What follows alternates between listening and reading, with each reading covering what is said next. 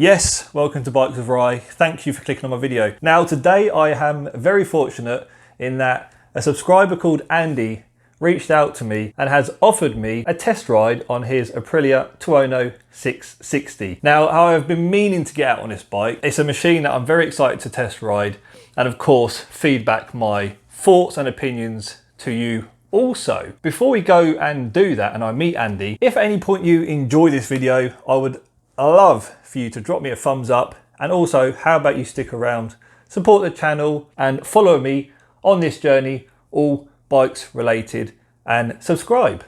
Have you done that? So easy to do, isn't it? Just a click of the button. There we are.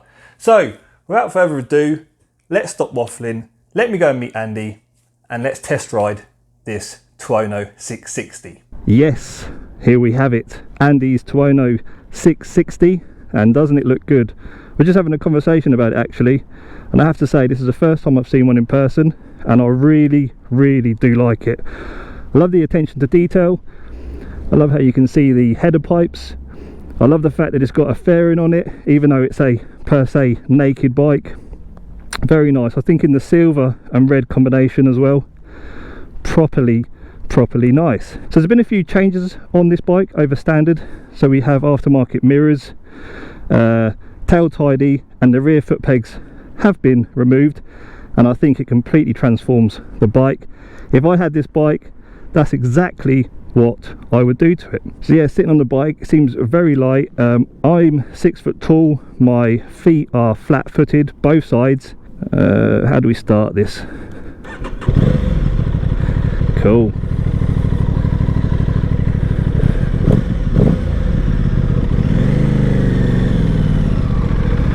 Okay, so first impressions, yes, the clutch is super light, and I've purposely wanted to meet Andy here because I want to initially ride the bike around town. We are in Hitchin now. Oh, let me turn the indicator off. Yeah, so I wanted to get a feel for it and see how it would be at slow speeds, and instantly I feel so comfortable and confident. And yeah, tips in there just so easy, very light, very agile. It's not holding back whatsoever. Of course we're not going fast yet, but initially I can just tell this bike is going to handle so very well. So this is something I like to do on every bike I test ride. I like to go to the highest gear possible, 6th in this case, and just ride it at low speed and just feel how crisp the fueling is. And again, like being a twin, I can't believe how smooth Aprilia have made this. It's incredible. So 35 mile an hour here and no bother, and then it will just pull. Okay, yeah, there's a bit of a chug, but it's a twin. It's only very minor though. As I say, compared to the KTM 890 that rode, that did not like it. You could really feel it vibing through the chassis. Now we're on individual mode here, so this is Andy's own settings. I didn't check to the, you know, I didn't ask Andy what those settings were, but what I might do is, I know there's 3 modes in this, so we're on, so we can flick to commute, and then I'm going to go to dynamic and keep it in dynamic. So this is a great bit of road now, so we'll see how it goes.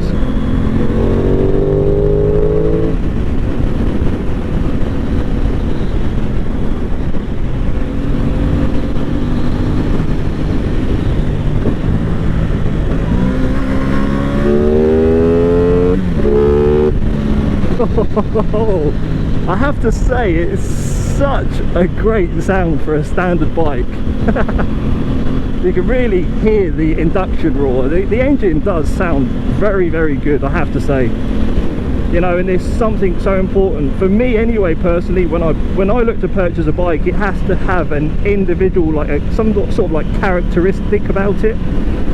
And the engine on this is, you know, it's, let's say, party piece. You know, you have to bear in mind this is a bike with 94 brake horsepower, and you'll get many people think, oh, that's not enough, that's no good, I need way more than that. Okay, and yes, of course, if you're somebody that wants to ride around on a 200 brake horsepower missile, let's say the bigger brother to this, the 1100, okay, yeah, this is going to feel a bit slow, but for the road it's plenty powerful enough. And actually I think Aprilia are targeting a, you know, a certain individual, and I would say that individual is somebody who hasn't got the most amount of rider experience, and even say you know, a beginner. This is something ideal for a beginner. Here we go, another nice bend. Oh, lovely, absolutely lovely.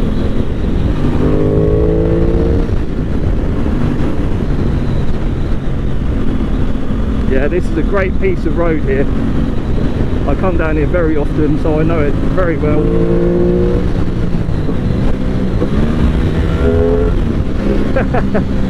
You wouldn't have seen there, but basically when I dropped into second, I had a bit of a rear wheel slide. But obviously, you know, I'm not used to using a clutch. I'm very used to my street triple, and it's obviously got the auto blipper. You just click it down and it's very seamless. Now you can get the up and down quick shifter on this. Andy did let me know that he has it on order, but for this review we're only using the clutch. All right then, so what about the suspension? How does that feel? Okay, this is something else. So how does it feel, right? The suspension, like we're going down a certain road here which is very bumpy, okay, and the suspension is soaking up ever so well, and actually through the bends it feels very compliant.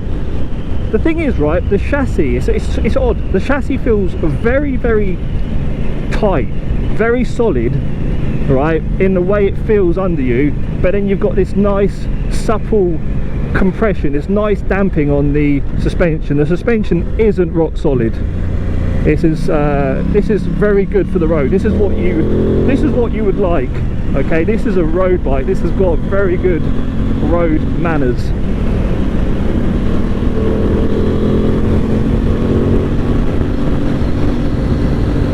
Let's just try the brakes here. Hey, round the bend we go. Feed it in. Yeah, I love the sound of it. It's very nice, the suspension, you know. It's very it's oddly quite floaty in places at times, and it just drops down. It's not banging and crashing whatsoever. And this, honestly guys, it won't come across on the GoPro because of the stabilization settings, but it's very, very well you know, damped. It's nice. I like it. So what about the comfort then? Well, so as I said at the start, I'm 6 foot, and what I've noticed here is with, you know, with the way you're sat, I feel like I'm sat back in the seat. I can feel the rear pillion seat against me, if that makes sense. So basically I'm not on my, you know, I'm not sliding forward on the seat. There's a nice angle in my knee. It's, you know, it's very sporty, if you can see. It's a very sporty angle, and yeah, there's no you know, no weight on my wrist whatsoever. I actually like the fact that the handlebars are high as they are. I think it's a very nice place to sit too. Let's go over this speed bump. Hey, yeah, I think it's a lovely, like, really pleasant place to sit. It's, you know, I like the fact that you've got all of this plastic on show. It's an, you know, the dash is very nice, very easy to read. Yeah, there's not many complaints. And this is obviously cruise control here, and they've thought about this button, right? That is an easy button to use, isn't it? I mean, look at that. So, you know, the things, and look, even these menu buttons here, big chunky buttons. National speed limit sign.